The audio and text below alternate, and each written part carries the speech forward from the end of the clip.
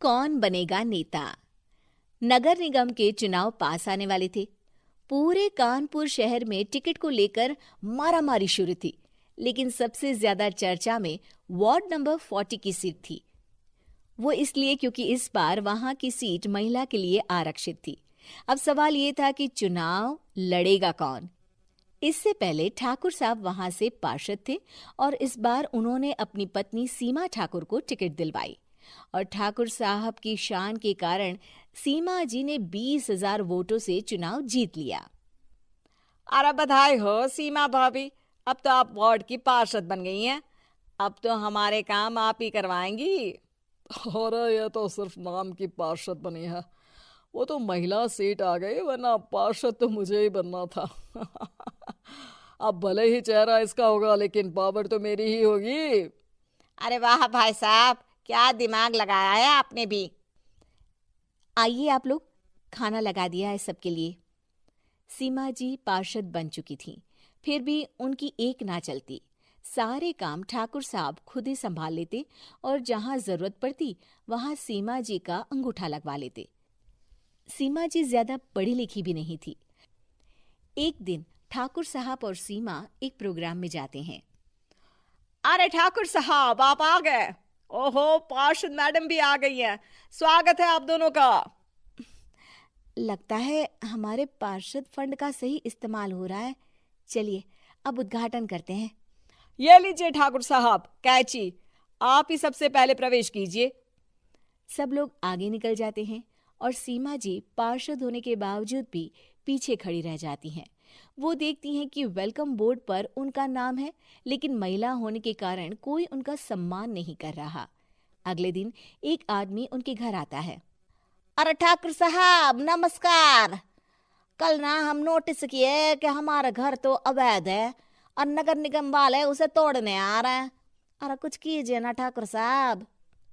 देखो भाई, मैं तो ज्यादा कुछ कर नहीं सकता, पर अगर तुम सबकी जेब गर्म कर दो तो कुछ हो सकता है। कुल मिलाकर 4 लाख लगेंगे। अरे 4 लाख ठाकुर साहब? अरे भाई, मैं अपने लिए नहीं मांग रहा हूँ। दरोगा है, इंजीनियर बाबू है, बड़े साहब है, सबको देना पड़ता है ना थोड़ा थोड़ा। बोलो है मंजूर? तभी वहां अचानक सीमा जी आ जाती हैं। अरे ये आप क्या कर रहे हैं? पहले इन्हीं लोगों से तो आपने वोट मांगे, अब इनसे ही पैसे ले रहे हो। अरे चुप रहो तुम, तुम्हारा काम है सिर्फ अंगूठा लगाना, तुम वही किया करो। मुझे दूसरे काम तुम मत सिखाओ, समझी? और तुम ना जाओ, अब पैसे लेकर आओ, वरना जेसीबी किसी भी वक्त आती होगी। सब कुछ ऐसे ही चलते रहता है। एक दिन सीमा जी और ठाकुर साहब को एक लोकल मीटिंग में बुलाया जाता है। वहां पर कई और अधिकारी लोग भी मौजूद रहते हैं। अब मैं चाहूंगा कि ठाकुर साहब हमारे बीच 2 शब्द कहें।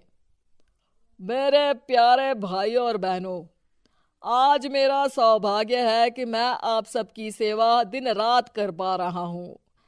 आपने मेरी पत्नी को भारी मतों से जिताया है, इसलिए मैं आप सभी का शुक्रगुजार हूँ।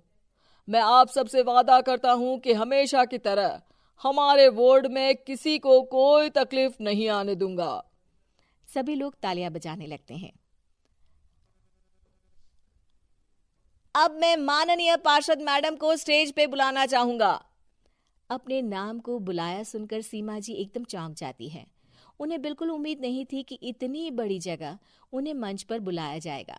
जैसे तैसे वो मंच पर चढ़ती हैं। ऊपर जाते ही सीमा जी को सारी पुरानी बातें याद आ जाती हैं कि किस तरह उनके पति उन्हें कभी भी आगे बढ़ने नहीं देते और उनके नाम से गलत काम करते हैं। वो बोलने लगती हैं। मैं आपके वार्ड की पार्षद सीमा हूँ। आप में से बहुत कम लोग ही मुझे जानते होंगे, क्योंकि इससे पहले मुझे कभी ऐसा मौका ही नहीं मिला। सारे मौके मेरे पार्षद पति यानी आपके ठाकुर साहब ही लेते रहे, लेकिन आज ये मौका मुझे मिला है तो मैं इसे ऐसे ही नहीं जाने दूंगी। मैं आपको ये बताना चाहती हूँ कि आपके ठाकुर साहब मेरे नाम की आड़ में गैर कानूनी काम करते हैं, जिस पर अंगूठों के निशान मेरे होते थे। इसीलिए मैं अपनी गलती मानती हूँ और आज अपने पद से इस्तीफा देती हूँ, ताकि आगे से कोई गलत काम ना हो पाए। अब फैसला आप सबके हाथ में है कि आप हमें क्या सजा देना चाहते हैं। सीमा जी की बातें सुनकर ठाकुर साहब के चेहरे का रंग उड़ जाता है और वो शर्म से मुंह नीचा करके वहां से चले जाते हैं और पद से इस्तीफा देकर ही सही सीमा जी अपने आप में आत्मविश्वास महसूस करती हैं।